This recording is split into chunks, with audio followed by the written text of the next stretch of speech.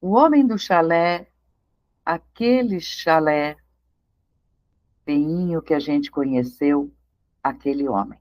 Esse é o tema de hoje. Quando a Ruth visitou os planos baixos, foi junto com o Robert, com o Edwin, que era o chefe. O Robert, quando estava na carne, o superior, eles foram para os planos mais baixos e conheceram aquele ranzinza lá no cantinho. Mas eles decidiram que não iam levar o Robert lá para baixo, para eles já logo de cara, nos primeiros passeios, conhecer um plano inferior. Não. Então, ele vai ouvir explicações, eu vou começar a ler, porque, na verdade, eu vou dizer, descrição de planos inferiores é muito bom a gente saber, sabe? Porque o pai Oswaldo Polidoro, ele sempre nos dizia: 5 minutinhos lá embaixo e nós não teríamos gente desafiando os 10 mandamentos, nem sendo injusto, nem praticando o mal. 5 minutos lá embaixo sararia todos eles. Mas então eu faço esse convite. Leiam a coleção dos livros de André Luiz, porque através do trabalho dos legionários, daqueles que vão trabalhar no umbral, ele vai explicando como são as clínicas, por que aquela pessoa está daquela forma, por que ficou aqui, nesse lugar tão esquisito, é organizado, mas não tem luz, enfim.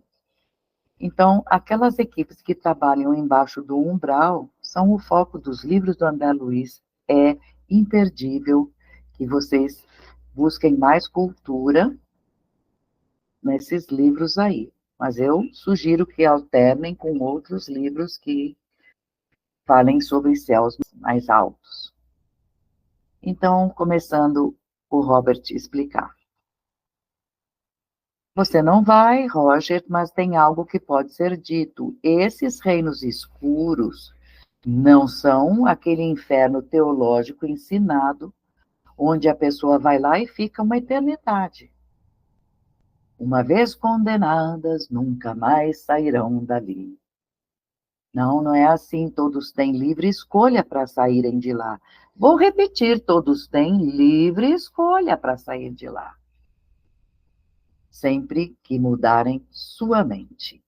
Ora só, mudanças. Tem um vídeo sobre isso. É o 97, o vídeo Mudar para Evoluir. Porque não tem outra forma. Para sair lá de baixo, tem que mudar a mente, tem que trabalhar o comportamento e temos que trabalhar o nosso também aqui, enquanto estamos aqui, para a gente ir galgando planos cada vez mais adoráveis e não ter que parar num lugar desse. A lei é a mesma lá e aqui e se aplica para todos nós. Todos nós. Aliás, quem já é de um plano, eu vou até dar uma acrescentada aqui, quem é de um plano maior, mais alto, e cometeu um erro grave, ele vai descer ao plano equivalente daquele erro grave, perdeu socialmente sua posição, vai retomar, vai voltar, mas também desce. Então, vamos lá.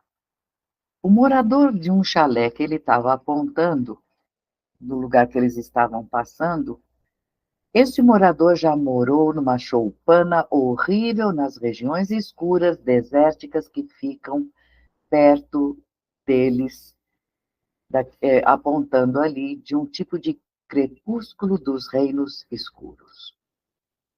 Ah, nosso amigo já nos viu e vai ser uma lição muito importante se o Roger não se importar, escute a história dele.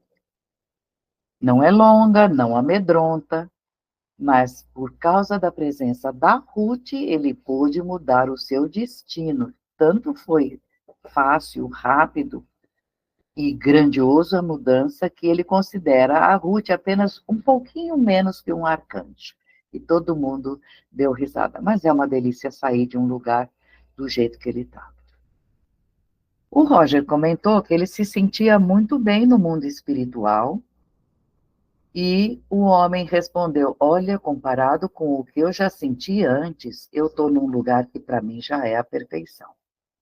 Este lugar poderia ser chamado de paraíso recuperado, se eu tivesse certeza de já ter tido tudo isso aí, perdi e agora recuperei. Mas entrem, entrem. Vamos deixar que Roger veja como é um chalé rural no mundo espiritual. É. A casinha era limpa, simples, por dentro e por fora, organizada com o maior gosto, refinado, a mobiliária de estilo antigo, bem feita, sempre muito lustrada, grandes vasos de flores em todo o canto. Isso revelava o orgulho natural e o cuidado dedicado do dono dessa casa. E ele fala: digo sem vergonha, Roger, que este lugar é muito diferente de onde eu morei quando cheguei da carne. Fui morar num lugar daquele, um lugar horrível. Na terra eu era empresário próspero.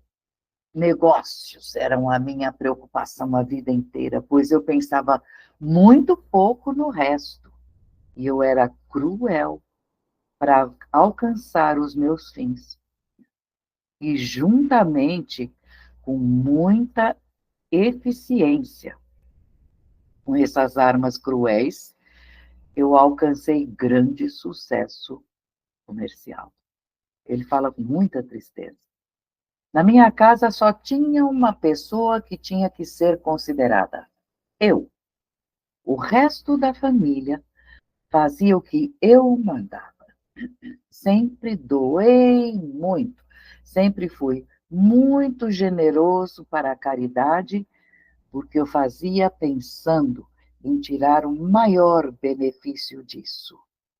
E eu não fazia questão do anonimato, eu falava para todo mundo o que eu fazia.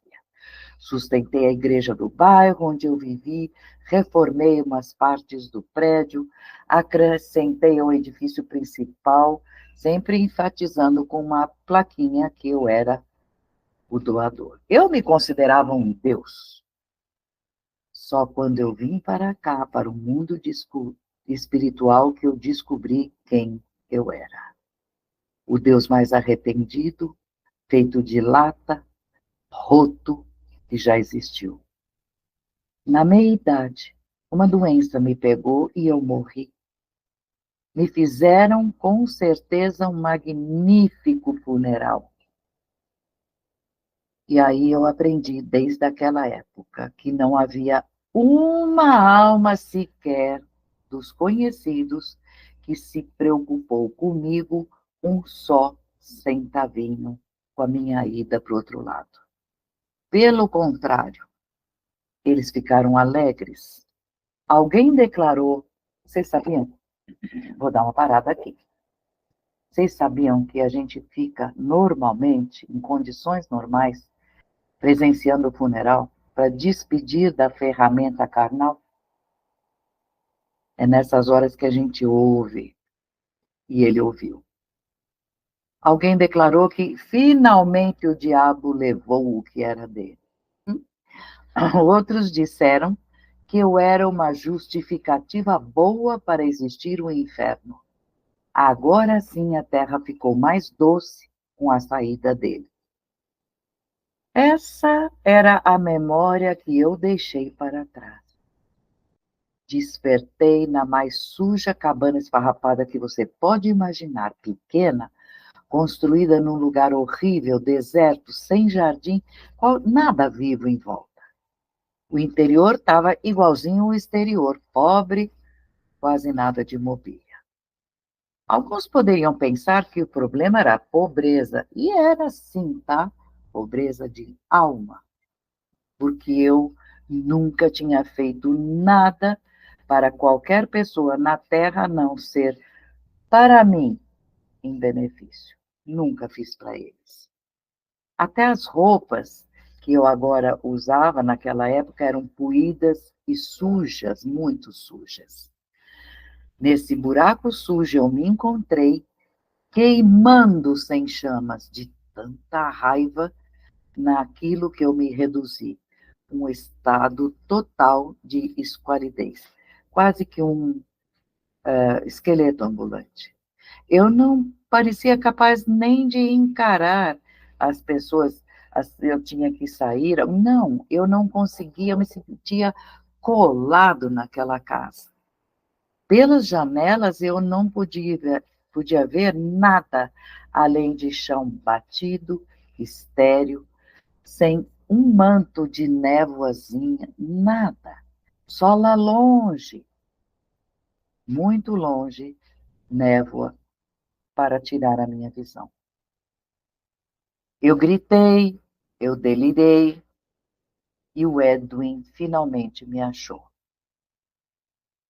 E eu tratei o Edwin como eu costumava tratar aqueles que eu considerava meus inferiores na Terra, ou seja, muito mal. E agora eu sei que Edwin era a última pessoa com quem eu poderia ter falado daquele jeito. Ele é uma personalidade branda, amável, firme, mas eu me consumia de raiva, e a última pessoa que eu pensei em culpar era eu mesmo. Os outros eram culpados, eu não. Eu culpei muito a igreja porque eu sentia que eu tinha sido enganada, eu tinha sido levado a acreditar. Eles me fizeram acreditar que as minhas doações fariam muita diferença na balança. E eles me poriam em pé, num lugar muito bom, no paraíso, quando eu saísse da terra. E agora eu estava pagando pelo meu engano. Esse vídeo que eu gravei em 97 traz justamente a explanação dos resultados quando a gente faz mudanças mentais. Imediato com o pensamento, mas precisa saber e a pessoa precisa vir de dentro para fora. A palavra mágica é espontânea. E ele continua: eu devo ter emitido algum pensamento pedindo ajuda.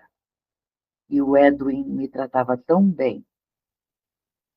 Ou melhor, eu dizia, quando eu o tratava, ele me tratava bem.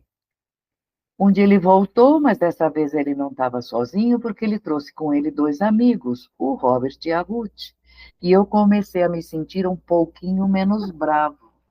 E os meus olhos sempre olhando a Ruth, porque aí sim eu lembrei que eu tive uma filha.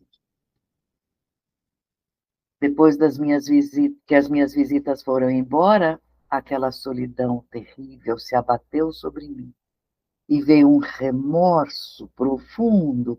Eu gritei alto, desespero pela presença do Éden. E vocês não podem imaginar a minha alegria, a minha surpresa, quando eu percebi que o Edwin tinha vindo para minha casa no exato momento do meu grito. E como ele diria, já me encontrou um homem mudado. Eu agradeci tanto que ele tivesse vindo tão rápido.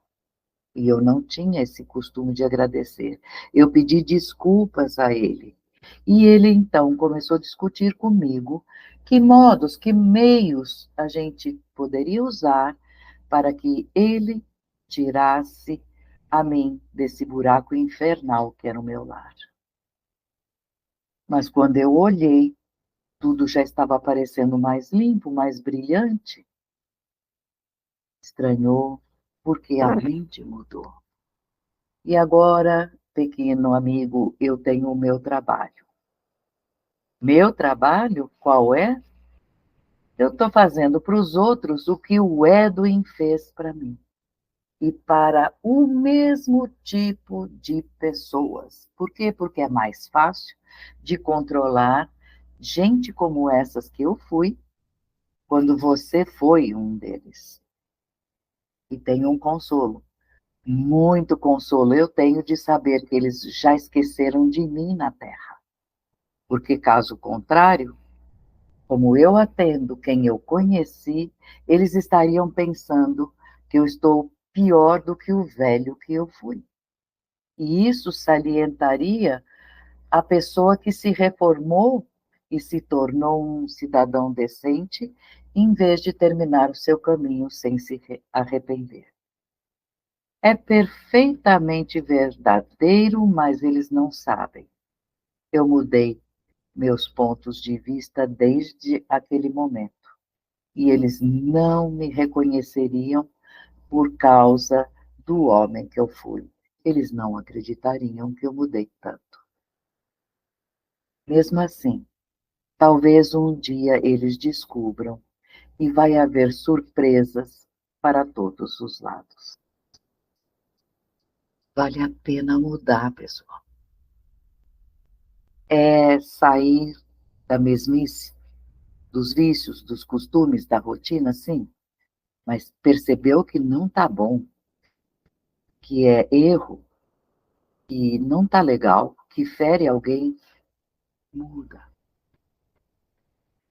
Até a próxima.